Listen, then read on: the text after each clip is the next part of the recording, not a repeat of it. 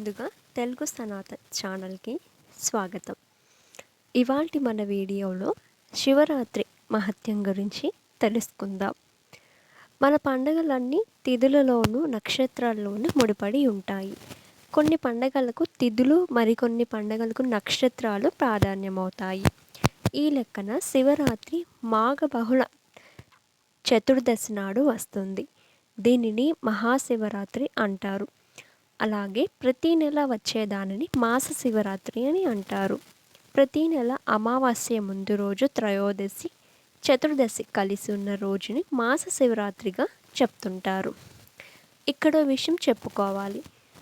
మాఘ బహుళ చతుర్దశి అర్ధరాత్రి వరకు వ్యాపించి లేకపోతే, అనగా అమావాస్య ముందే ప్రవేశించినట్లయితే అంతకుముందు రోజు మహాశివరాత్రి అవుతుంది. ఈ లెక్కన మహాశివరాత్రి ఎప్పుడు వస్తుందో నిర్ణయిస్తారు.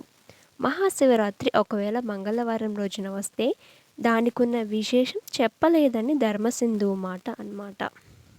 అలాగే శివరాత్రి రోజున ముఖ్యంగా పాటించవలసిన అంశాలు 2 ఉన్నాయి. అవి 1 పగటిపూట ఉపవాసం ఉండడం, 2 ఆ రోజు రాత్రి జాగరణ చేయడం. ఇక పూజల సంగతి వేరేగా చెప్పాల్సిన అవసరం లేదు. శివనామ స్మరణం ఎంతో ప్రధానం. శివరాత్రి రోజున చేయవలసిన వాటిని శ్రీనాథ మహాకవి తన శివరాత్రి మహత్యం కావ్యంలో ఇలా చెప్పాడు.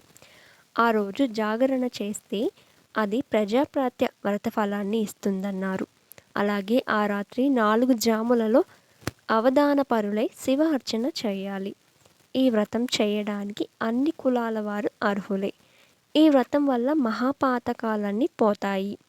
మహాశివరాత్రి రోజున అర్ధరాత్రి 12 గంటలను శివలింగం ఉద్భవ కాలమని అంటారు.